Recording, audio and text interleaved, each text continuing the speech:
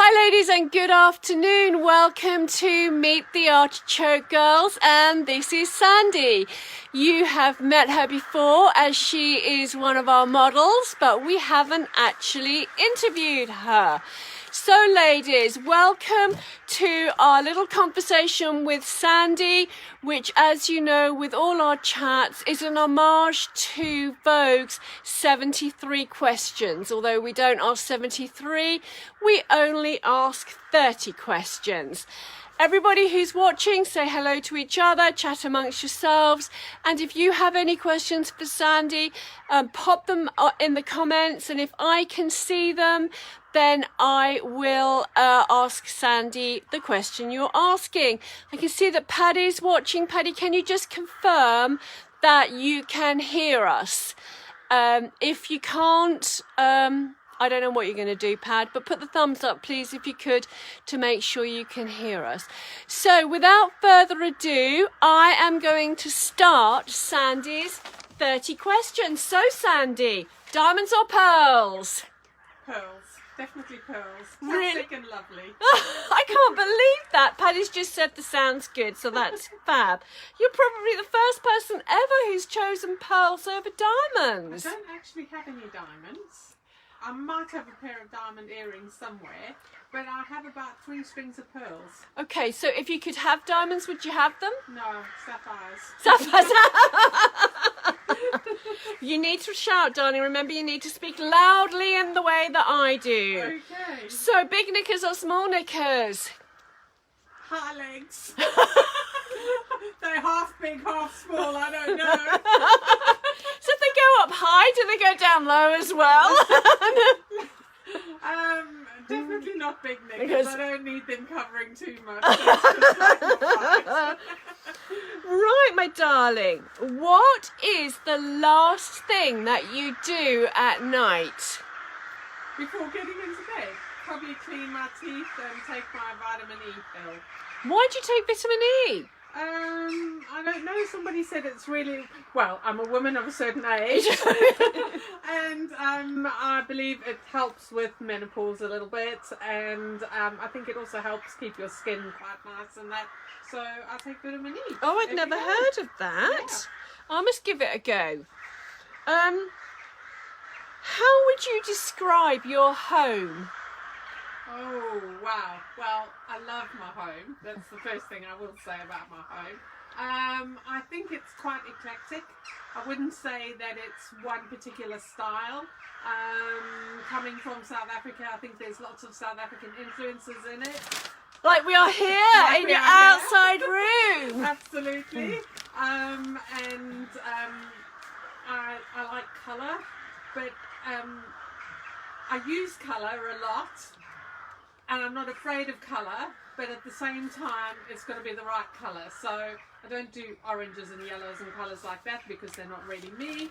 But I love blue undertone colours, I suppose is a good way of saying it. So I've got a really strong blue in my front living room. I've just painted my bedroom sage and onions, which is a little green paint colour. And oh my God, it's like green. So yeah, I love colour. I love my home. It's my sanctuary.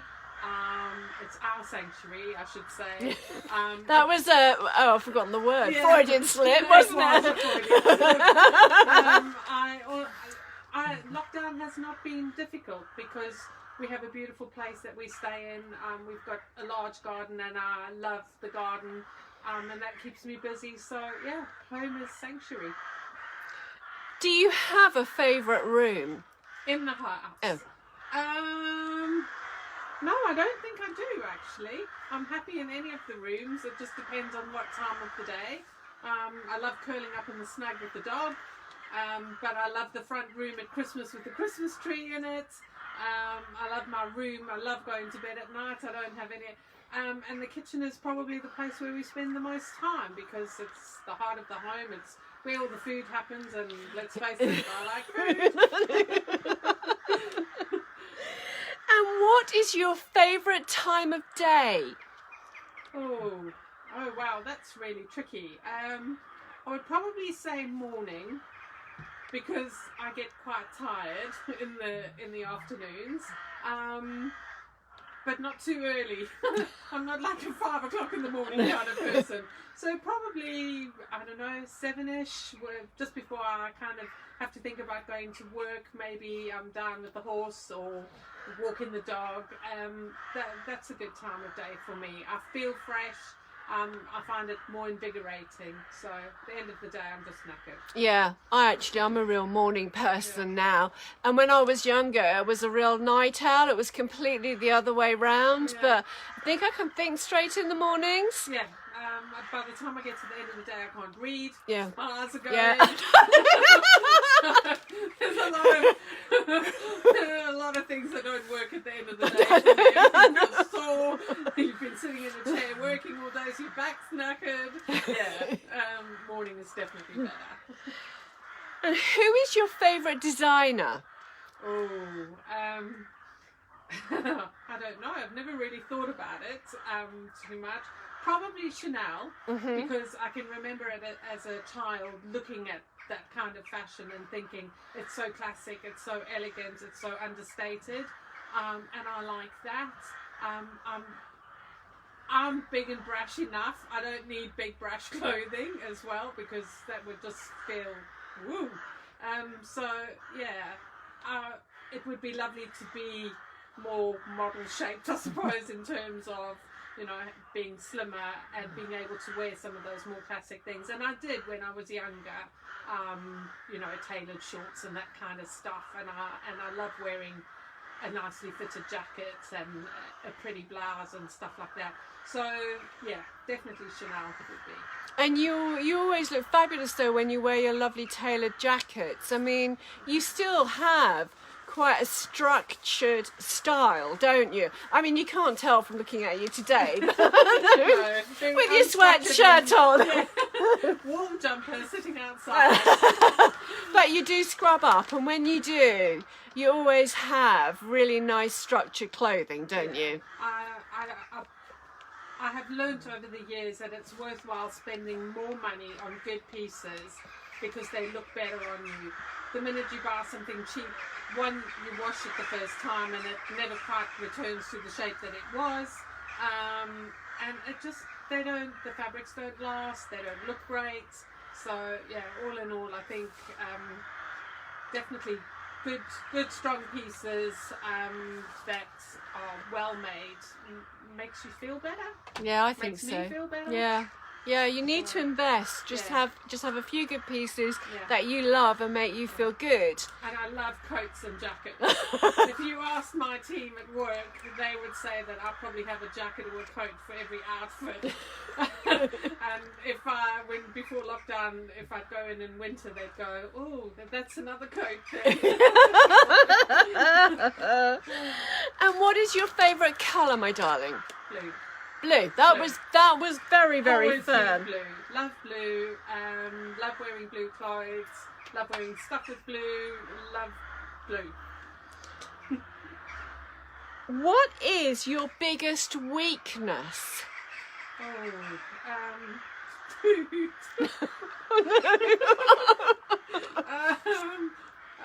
Yeah, food probably. Because I think it's also a little bit of a crutch at times. I love a nice meal out. It's a good opportunity to sit and chat with people. But I like good food. But that's not a weakness. Well, it is when it's like plastering itself all over your body and not going anywhere. Yeah, I like good food, and I'm very lucky that Chris, when she retired, decided that cooking was going to be her saviour. And yeah, she cooks up and rustles up some wonderful meals, so I'm very spoiled. Yeah. Well, we've just had some delicious banana cake. We have. What is your idea of a perfect date? Well, I can think of a perfect date. Being picked up, going for a lovely meal, sharing a good bottle of wine, having good conversation, coming home, having a nice coffee before hitting the hay, so to speak. So, that would be my perfect date. What song could you have on repeat?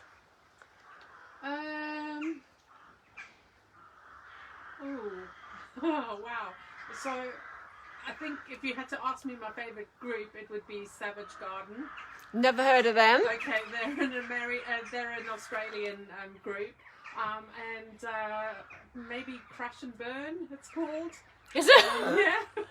We're going to have to dig that out later. I'm going to dig it out on YouTube and I'm going to pop it on Artichoke Girls. Does anybody else have any idea what she's talking about? So yeah, I love that song. It reminds me of a time in my life when I was kind of pulling my life together, I suppose, and I happened to be down in Devon for a summer, and I remember having that. I think it was on a Walkman, so please don't laugh. It was a long time ago. And I remember I was a nanny at the time, and I had a little one, and he was on a backpack on my back, and I just walked the hills, and it was just wonderful, and it was a really special time for me, and that music has always been very much a part of me, and still is. So yeah. Well, I'm definitely going to look it up on YouTube, so fingers crossed it's there. And if it is, ladies, there's going to be a link on Artichoke Girls later. It is on YouTube. Is it? Oh, You will find it there. So, my love, what would you never wear? Oh, an all-in-one jumpsuit.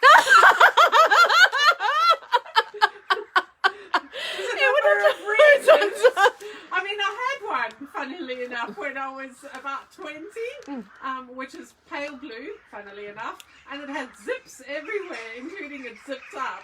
And I don't know what I thought I was doing. In hindsight, when I look back, I just think, oh my gosh.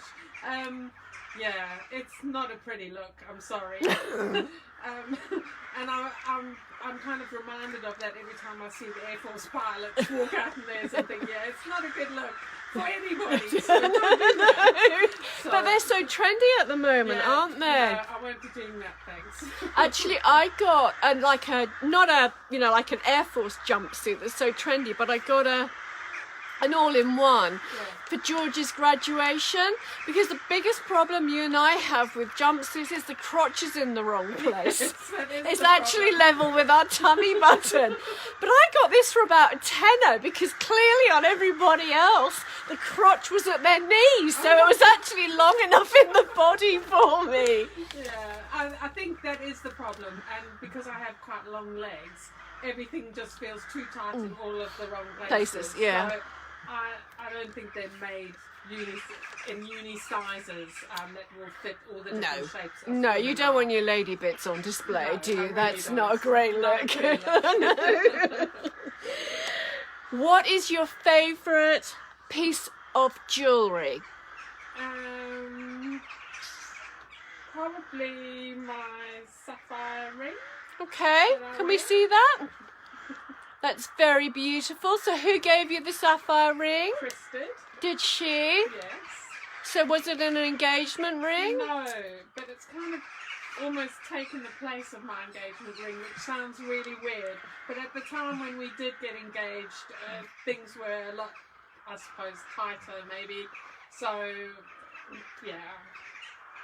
And yeah, then I got this really beautiful sapphire ring, and as I said in the beginning, I love sapphires, so it is probably my favourite piece of jewellery. Yeah. So, but I love jewellery, and I love gold jewellery. I'm a typical South African with all the bangles, and I used to have lots of chains, but I guess as you get older, all the stuff around your neck tends to make you a bit hot and bothered, so I don't wear them anymore, but I still wear my bangles, and yeah, I like rings, and don't wear earrings anymore. There's a whole story to that. I can't find the hole anymore. So. We had a bit of a chat about that on Sunday, didn't we?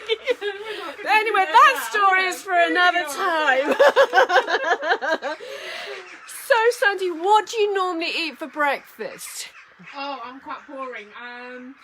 Kellogg's Just Right. Okay. With almond milk, a spoonful of Greek yogurt, and an apple chopped up into it. Same every day. every day. I There like you what are. I like. There you So, are. if I'm going to change anything, I would probably swap out the Just Right for some oat porridge. If it was winter and really cold, but other than that, I eat the same breakfast cereal most days, so which is brilliant. And I'm with you because I have a porridge every single day of the year. I don't even do those overnight oats or whatever they're called. I just cook my porridge every single day of the year. Yeah. And I can't think straight until I've had it and 3 cups of tea. And the dog knows that I have apple in my porridge every day, and she sits at the kitchen counter, and as I cut my apple up, she gets the ends of so she waits for her bits of apple every morning as well. Not that she's spoiled in any way whatsoever. So, what is the most adventurous thing you have ever done? Wow. Probably left South Africa and came to this country, and then I left with 20 kilos of luggage and 1,000 pounds and started a new life. I think that's pretty adventurous, pretty scary. Didn't know anyone here, knew a friend of a friend, so it was kind of like starting your life again, and it was a big adventure, and it was a huge decision. I left a really good job, I owned a flat, I had a car, all of those things, and I left everything, and I was 26 at the time. That felt like a huge thing to do, but something I desperately wanted to do. I needed to see what life had outside of one country. And I've loved it, and I love this country. This is my home now. I wouldn't swap it and go back, not for anything. Because you are a British citizen now, aren't I'm a you? British citizen, We had a yes. bit of a party. We did. And it took a long time to get there because it's a very expensive process, but well worth it, and it's great to have that passport now and feel like I belong. So, yeah.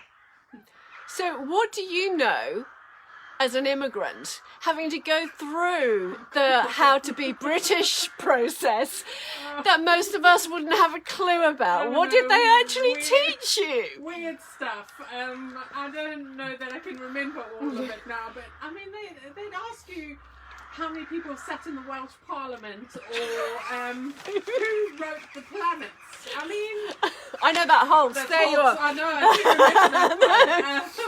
I do remember that.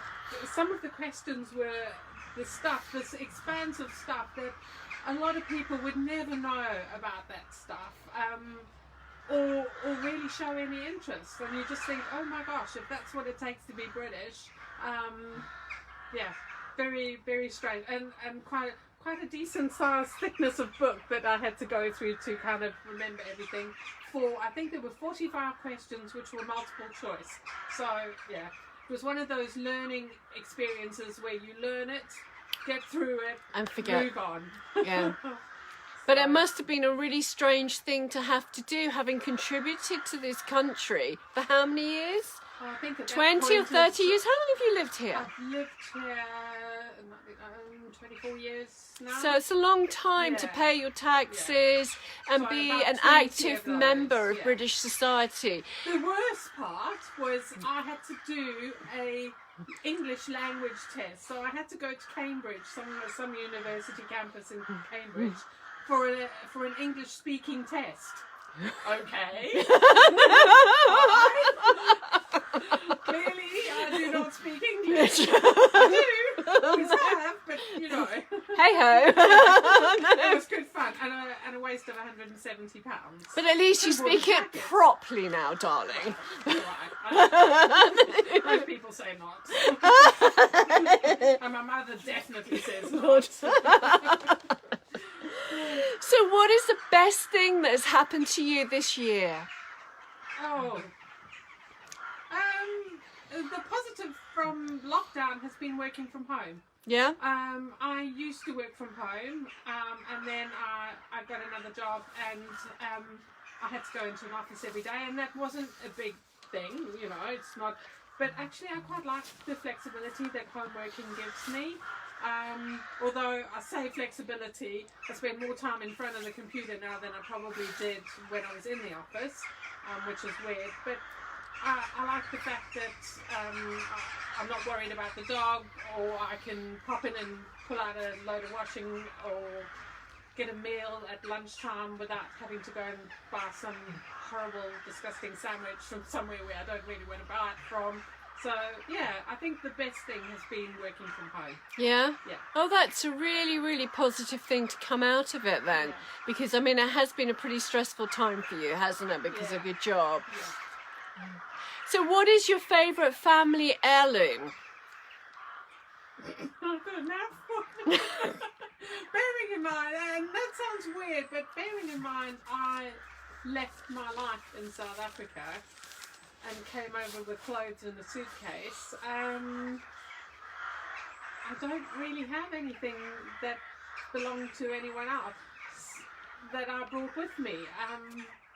Yeah, that's weird. I don't have a family heirloom. So what we're going to have to do is say to your godmother, next time she comes over from South Africa, To bring me something. to bring you something, so at least you have one. Yeah. Stuff isn't... I like nice stuff. Stuff is not important. People are important. My animals are important. My relationships are important.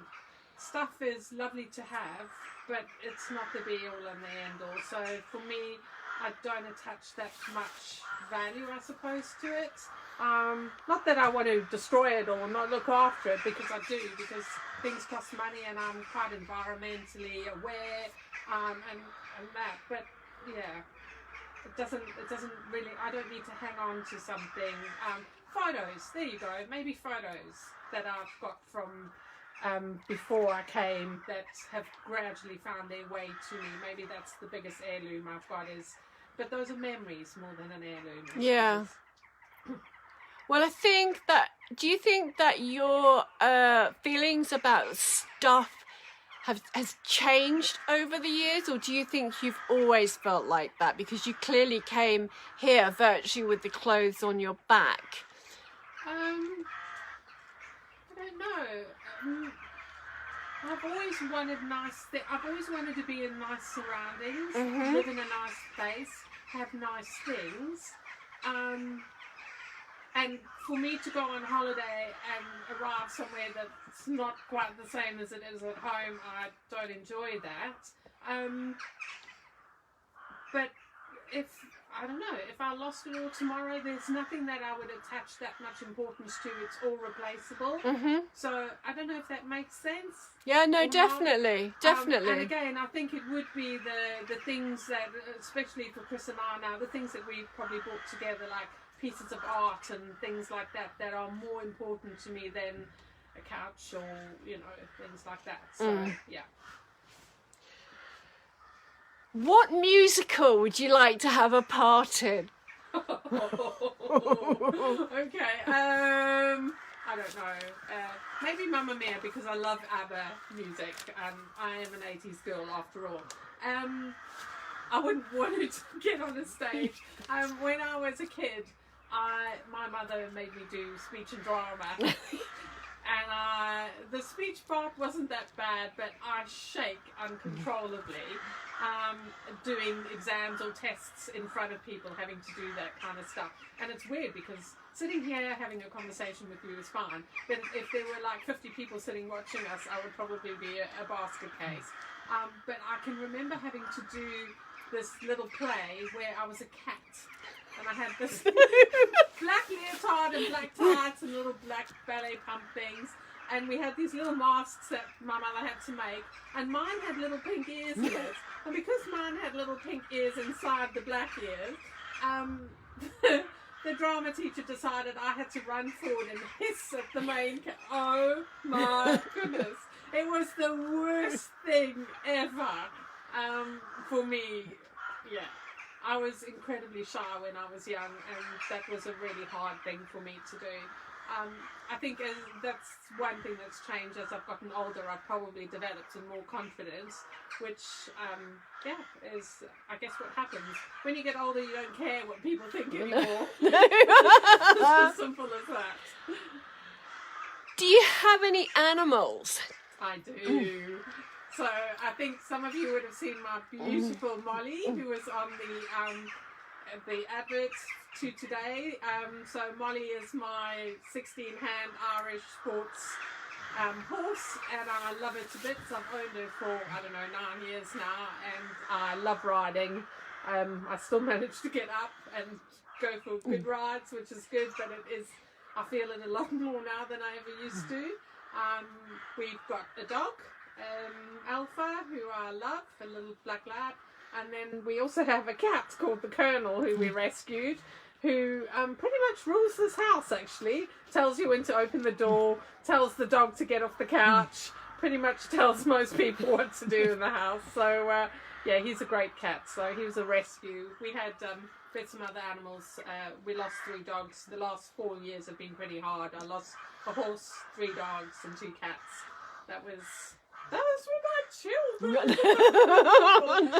Yeah, but that's life, I guess. It's all part of the circle. So my animals are important to me very much. And did you ride as a kid in South Africa? I did. So I didn't ride. I didn't start very young. I started at about the age of 12. And my father bought me a horse. And I had a couple of different horses. As I got older, you kind of outgrow them when you're young, and as you're growing up, the smaller horses don't carry your weight so much. And then I got to about 18, 19 and started working and couldn't afford to look after my own horse or feed or anything. So sold it, and then just really missed. And all my life, I think I hankered after going back. And then, I don't know, probably about 12 years ago, started riding again at a riding school. And I think Chris noticed that I just absolutely loved it, and she said, oh, one day. And yeah, that one day didn't happen too much long after that conversation, and Molly came into our lives. So I don't regret that at all, but it is a massive commitment. So, yeah. But she's a huge part of your life, isn't she? Yeah, absolutely. So do you have a phobia? Yes, small spaces. So you're claustrophobic? Yeah, so I can give you so when I lived in South Africa, I went on holiday with a really good friend of mine and all of her kids, and we went to these caves in the Eastern Transvaal, and we were walking through the caves, and they're beautiful. But we got to this one point where the cave kept narrowing, and we were all walking in a line, and her daughter was in front of me, and she stopped for her mother who was in front of her to take a picture of her. And I was like trapped in this tiny space, and I just went, get it! God! I just had to keep moving. I absolutely hate small spaces. I'll get in a lift, that's not fine. I'll get out, that's okay. But it's a cave, it's being underground, it's being underwater. I'm not good with that stuff. So you couldn't be in a submarine then? Probably not. No, I don't even think being on a ship would be my kind of thing either. So a cruise is not something I'm going to go, woo, yeah, let's do that. So no. No, I'm not sure I would be able to go on a cruise either. Andrea and I always used to say when Andrea worked with me that we would walk on and 6 weeks later we'd be craned off because we'd eat so much. I think it's the whole, yeah, I don't know. And it's not that I'm scared of water, because I'll go on a boat. I love, I tried paddleboarding last summer, which was hilarious, but I did it. I love kayaking. Yeah, I swim. You know, you grow up swimming in South Africa. Everybody's got a pool. That's life. But so it's not a water phobia. It's more that kind of trapped. Yeah. Being in an enclosed space and not being able to get out. Or get away from it. So that's not good. Aeroplanes are not my favourite. No. You know, if I want to get home or go somewhere else, I've got to get on On a one. plane, So yeah. I don't have an option. Yeah. Actually, I have, in later years, developed a phobia of being in a vehicle next to a river.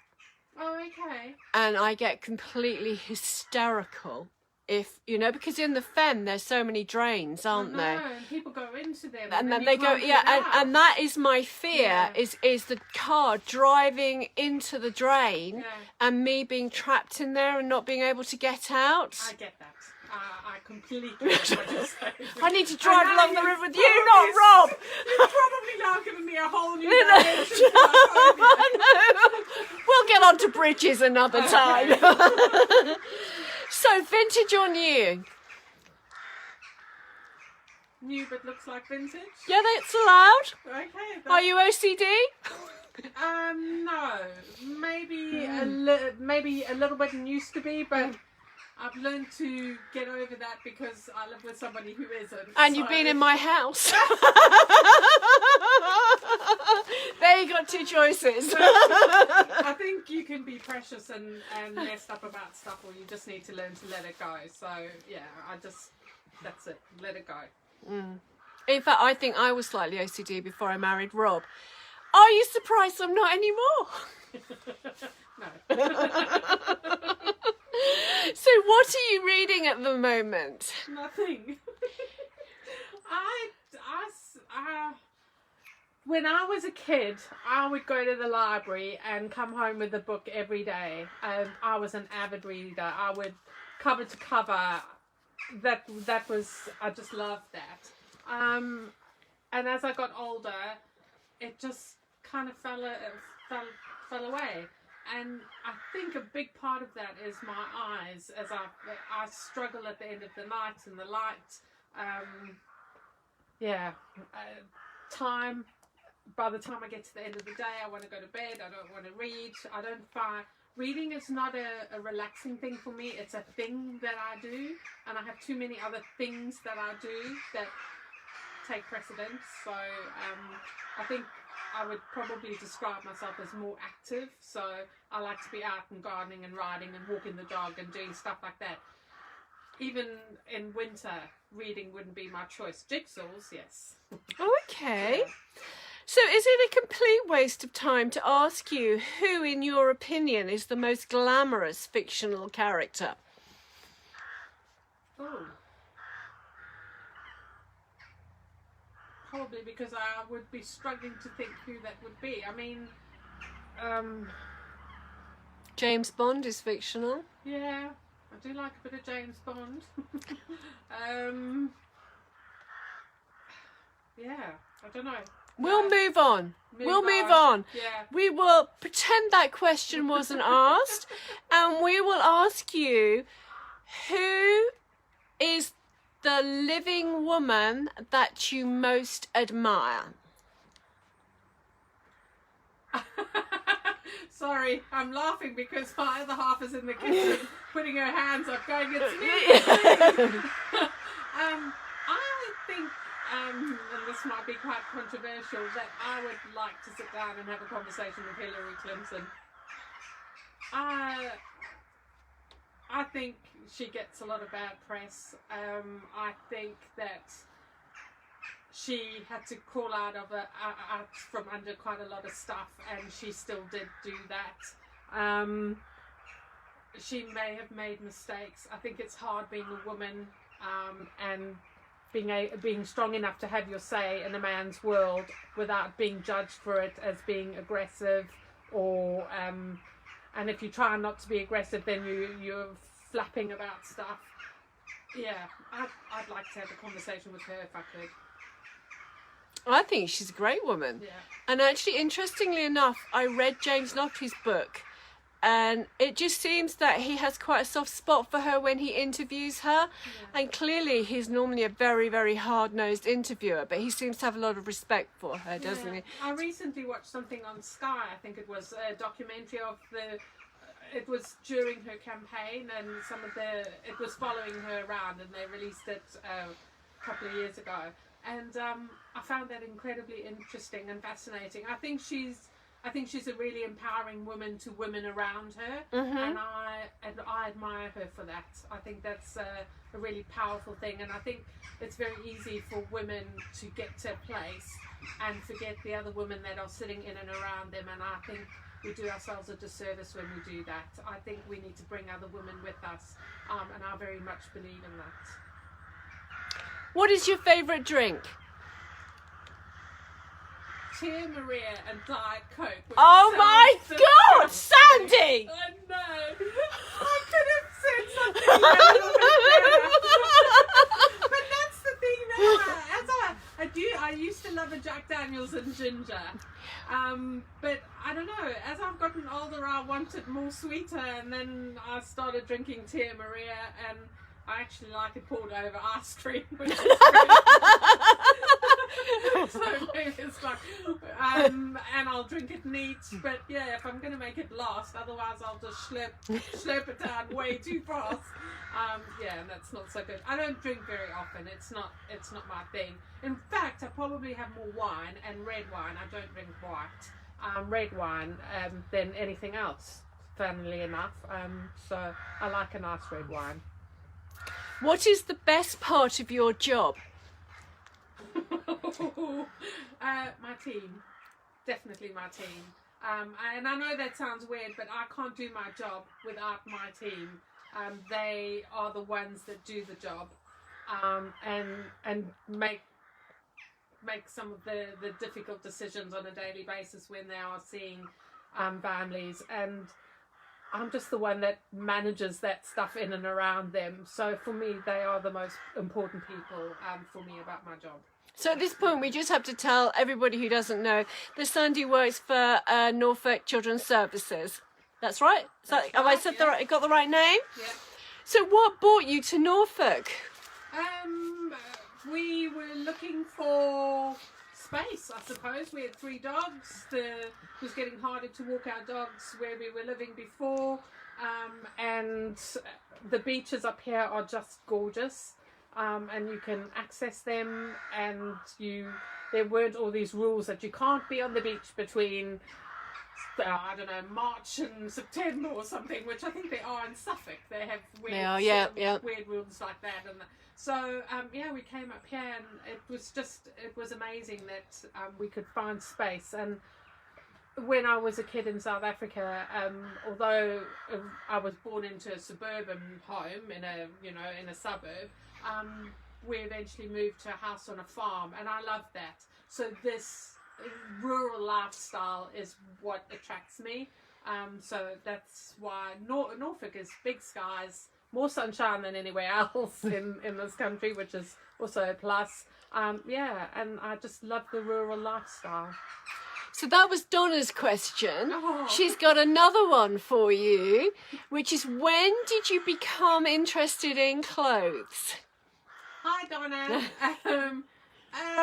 I've always been interested in clothes. So when I started working, I had a friend who worked in a shoe shop that sold ballet shoes, and I had ballet shoes in just about every colour. I love shoes, and from shoes developed clothes.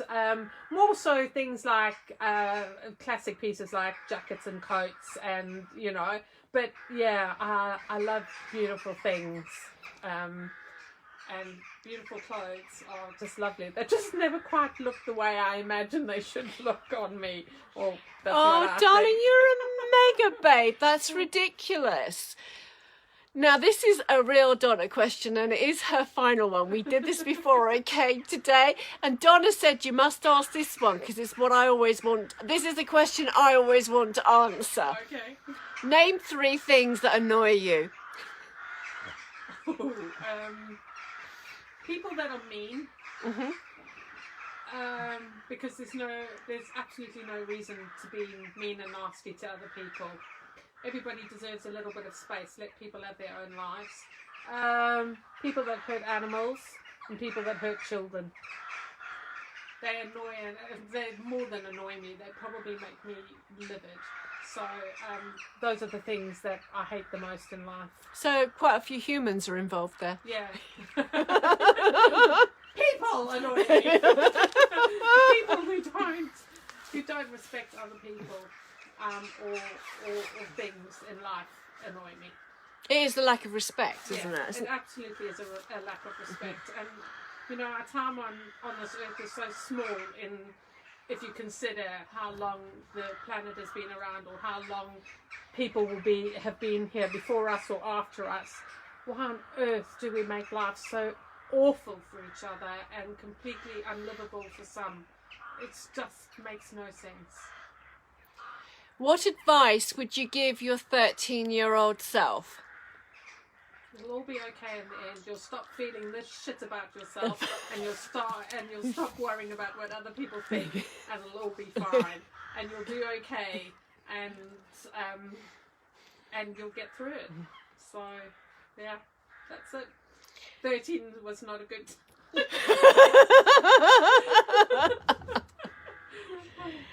So, darling, how would you like to be remembered? Just as somebody who said what they meant and meant what they said, I suppose. I think you might be. So, Sandy, that was fabulous. Thank you so much for coming along to the interview today. I hope everybody that you have enjoyed Sandy's 30 questions. Or was it 33? I can't remember. But anyway, we've asked some questions. I hope you've all had a fabulous time. I'm going to be back with Paddy on Sunday with another Sunday styling session. This Sunday we're going to go through our grey story for this season. Thank you to everybody who watched the fashion show on Saturday. Last time we looked, we were up to 1,400 views. It went onto YouTube and it went out on our blog last night. And when I looked last night, I think 150 people had watched it just from our blog. So I hope everybody enjoyed it and had as much fun as we had making it. And tomorrow you're going to re-meet the final Artichoke girl, who is Linda. So we will be popping up an interview with her on Artichoke Girls. For those of you who don't belong to Artichoke Girls, our Facebook group already, can I suggest that you hop over there and join, because that's where we have a lot of fun. We show each other our clothes, and that's where we generally chat a lot more than we do on this page. So thank you so much, Sandy, for joining us. Thank you so much for being a supermodel, and we will see you soon, ladies. Thank you.